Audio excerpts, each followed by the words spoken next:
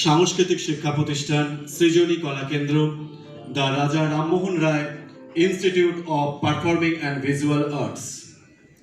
আমাদের প্রথম নিবেদন সমবেত সঙ্গীত, আর এই সমবেত সঙ্গীত অনুষ্ঠানে আমাদের শিক্ষিকা তৃপ্তি রায়ের তত্ত্বাবধানে আমরা শুরু করছি আমাদের রাবীন্দ্রিক শ্রদ্ধা।